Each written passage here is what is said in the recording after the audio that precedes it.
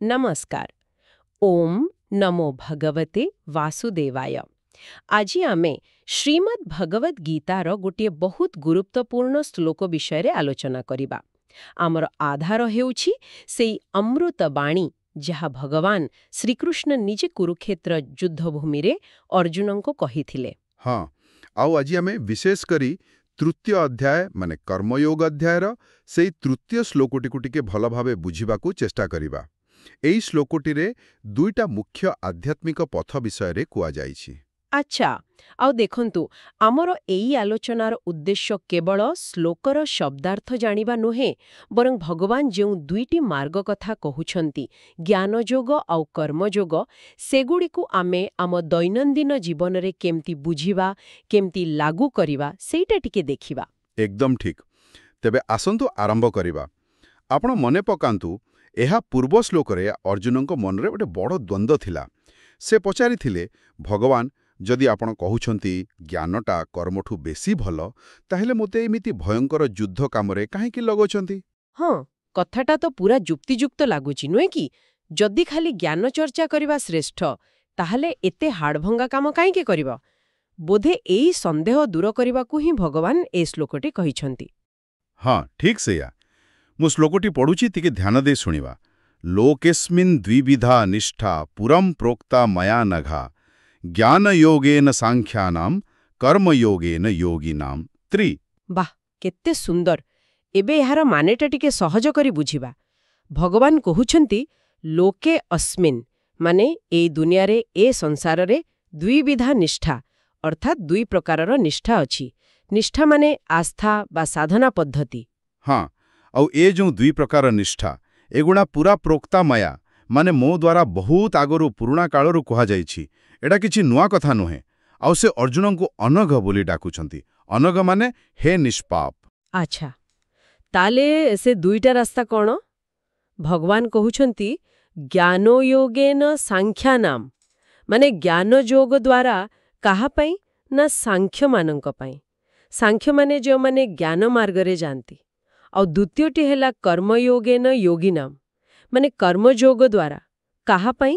ନା ଯୋଗୀମାନଙ୍କ ପାଇଁ। ଏଠି ଯୋଗୀ ମାନେ ଯେଉଁମାନେ କର୍ମ କରୁଥିବା ସାଧକ। ବିଲକୁଲ।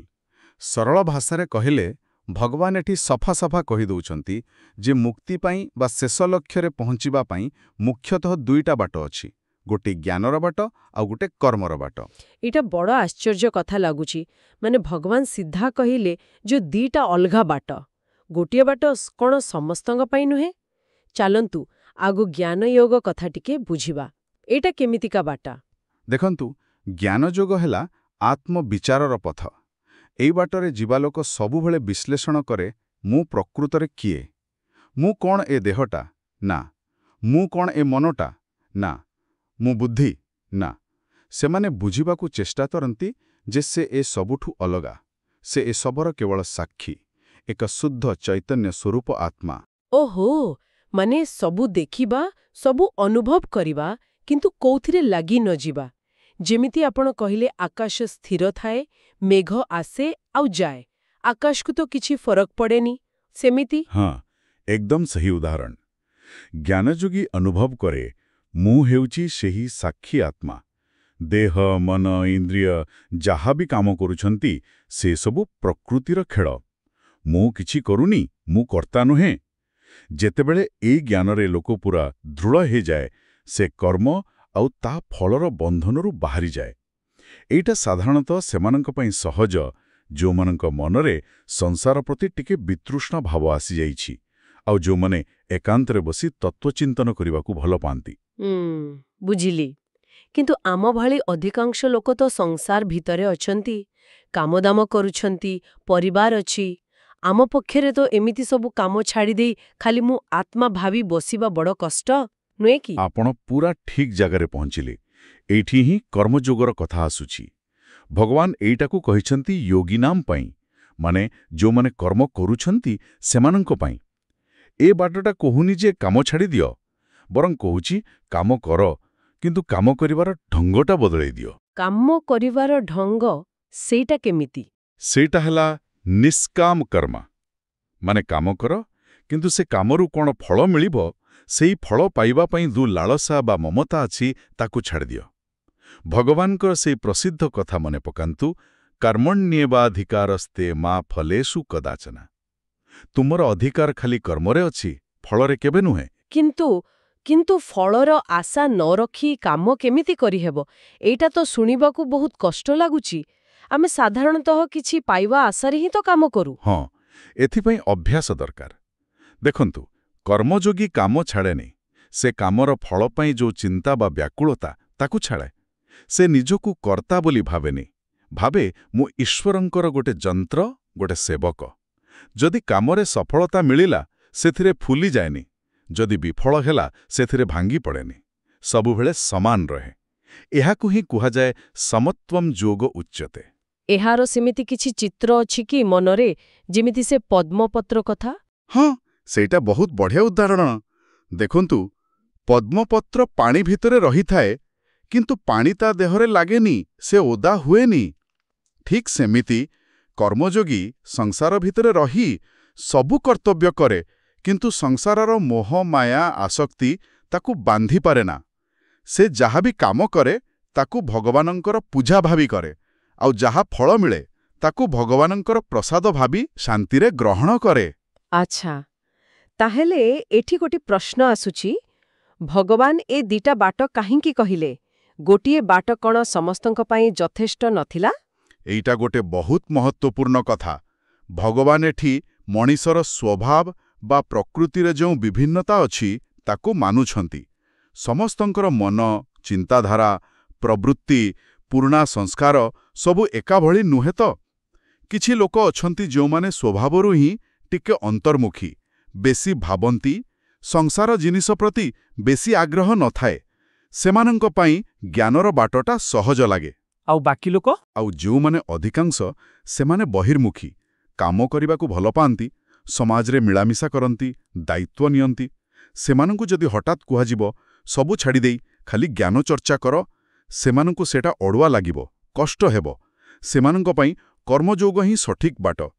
ଓହୋ, ତାମାନେ ଭଗବାନ ବୋଧେ ଅର୍ଜୁନଙ୍କୁ ତାଙ୍କର ନିଜ ସ୍ୱଭାବ କଥା ମନେ ପକେଇ ଦଉଛନ୍ତି। କାରଣ ଅର୍ଜୁନ ତ ଜଣେ ଯୋଦ୍ଧା, ପୁରା କର୍ମଠ ଲୋକ। ଏକଦମ ସେଇ କଥା। ଅର୍ଜୁନ ହେଉଛନ୍ତି କ୍ଷତ୍ରିୟ। ତାଙ୍କର ସ୍ୱଭାବ ଆଉ ସ୍ୱଧର୍ମ ହେଲା କର୍ମ କରିବା, ଏପରିକି ଯୁଦ୍ଧ କରିବା। ତେଣୁ ଭଗବାନ ତାଙ୍କୁ ଇସାରା ଦେଉଛନ୍ତି, ହେ ଅର୍ଜୁନ, ତୁମେ ନିଜ ସ୍ୱଭାବ ବିରୁଦ୍ଧରେ ଯାଇ କାମ ଛାଡ଼ିବା କଥା ଭାବନା। ତୁମ ପାଇଁ କର୍ମଯୋଗ, ମାନେ ନିଷ୍କାମ ଭାବରେ ନିଜ କର୍ତ୍ତବ୍ୟ କରିବା ହିଁ ଭଲ। ଏମିତି କରି ହିଁ ତୁମେ ମୁକ୍ତି ପାଇବ। ଏବେ ଆଉ ଗୋଟେ କଥା ମନକୁ ଆସୁଛି, ଏ ଯୋଉ ଜ୍ଞାନ ଯୋଗ ଆଉ କର୍ମଯୋଗ, ଏଇ ଦିଟା କ'ଣ ପୁରାପୁରି ଅଲଗା, ନା ଏମାନଙ୍କ ଭିତରେ କିଛି ଯୋଗସୂତ୍ର ଅଛି? ବହୁତ ଭଲ ପ୍ରଶ୍ନ ପଚାରିଲେ। ଦେଖନ୍ତୁ, ଏ ଦୁଇଟା ବାଟ ପରସ୍ପରର ଶତ୍ରୁ ନୁହନ୍ତି, ବରଂ ସାହାଯ୍ୟକାରୀ। କହିବାକୁ ଗଲେ, କର୍ମଯୋଗଟା ଅନେକ ସମୟରେ ଜ୍ଞାନ ଯୋଗ ପାଇଁ ଗୋଟେ ପ୍ରକାର ପ୍ରସ୍ତୁତି କରେ। ପ୍ରସ୍ତୁତି କେମିତି? ଦେଖନ୍ତୁ, ଯେତେବେଳେ ଜଣେ ଲୋକ ନିଷ୍କାମ ଭାବରେ କାମ କରେ, ଅହଙ୍କାର ଆଉ ଆସକ୍ତିକୁ ଛାଡ଼ିଦିଏ, ସେତେବେଳେ ତାର ମନଟା ଧୀରେ ଧୀରେ ଶାନ୍ତ ହୁଏ, ନିର୍ମଳ ହୁଏ। ଯେତେ ସବୁ ମଇଳା ଥାଏ, ରାଗ, ଦ୍ୱେଷ, ଲୋଭ, ମୋହ, ସେଗୁଡ଼ାକ କମିଯାଏ। ଆଉ ଏମିତି ଗୋଟେ ସଫା, ଶାନ୍ତ ମନରେ ହିଁ ଆତ୍ମଜ୍ଞାନର ଆଲୁଅ ଭଲ ଭାବରେ ପଡ଼ିପାରେ। ଆଚ୍ଛା, ମାନେ କର୍ମଯୋଗ କରି ମନଟା ସଫା ହେଇଗଲେ ଜ୍ଞାନଯୋଗର କଥା ବୁଝିବା ଆଉ ତାକୁ ଅନୁଭବ କରିବା ସହଜ ହୋଇଯାଏ। ହଁ, ପ୍ରାୟତଃ ସେମିତି ହିଁ ହୁଏ।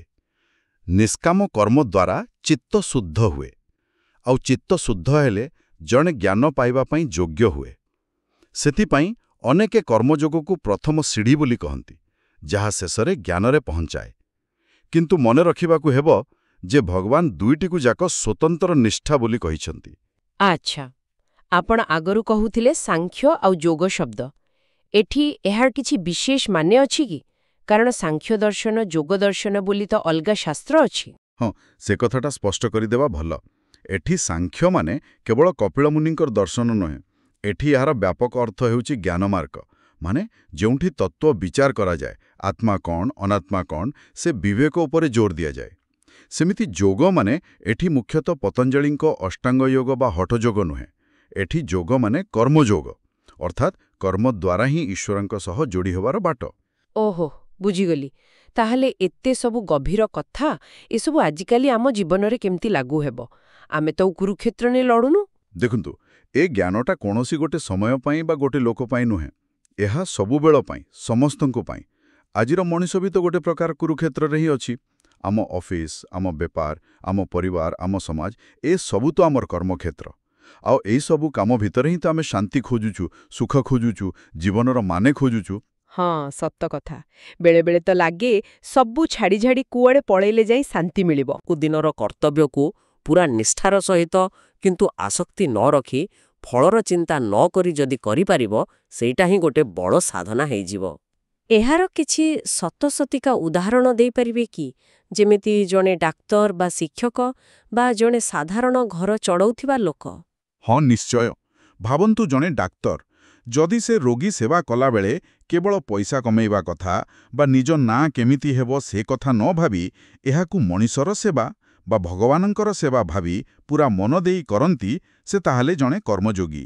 ସେମିତି ଜଣେ ଶିକ୍ଷକ ଯଦି ସେ ପିଲାଙ୍କୁ ଖାଲି ପାଠ ପଢ଼ାଇ ଦରମା ନେବା ପାଇଁ ନୁହେଁ, ବରଂ ସେମାନଙ୍କର ଭବିଷ୍ୟତ ଗଢ଼ିବାଟକୁ ଗୋଟେ ପବିତ୍ର କାମ ଭାବି ନିଃସ୍ୱାର୍ଥ ଭାବରେ ଶିଖାନ୍ତି, ସେ ବି ଜଣେ କର୍ମଯୋଗୀ। ଆଉ ଘରେ କାମ କରୁଥିବା ଲୋକ, ମାନେ ଗୃହିଣୀମାନେ?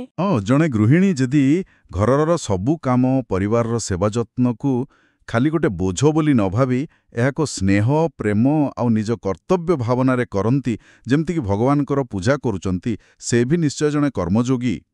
ସେମିତି ଅଫିସରେ କାମ କରୁଥିବା ଲୋକ, ଦୋକାନ ଚଳଉଥିବା ବେପାରୀ, ସମସ୍ତେ ନିଜ ନିଜ ଜାଗାରେ କର୍ମଯୋଗୀ ହେଇପାରିବେ। କେବଳ ସର୍ତ୍ତ ହେଲା କାମ କରିବାର ଭାବନାଟା, ମାନେ କାହିଁକି କରୁଛୁ ଆଉ କେମିତି କରୁଛୁ, ସେଇଟା ବଦଳାଇବାକୁ ପଡ଼ିବ। ବା, ଏହାର ମାନେ ତ ବହୁତ ସରଳ ହେଇଗଲା। ଆମେ କ'ଣ କରୁଛୁ ସେଟା ଏତେ ବଡ଼ କଥା ନୁହେଁ, କୋଉ ଭାବନାରେ କରୁଛୁ ସେଇଟା ହିଁ ଅସଲ କଥା। ଏକଦମ ଠିକ୍ କହିଲେ। ଆଉ ଗୋଟେ ଗଭୀର କଥା ଏଠି ଲୁଚି ରହିଛି।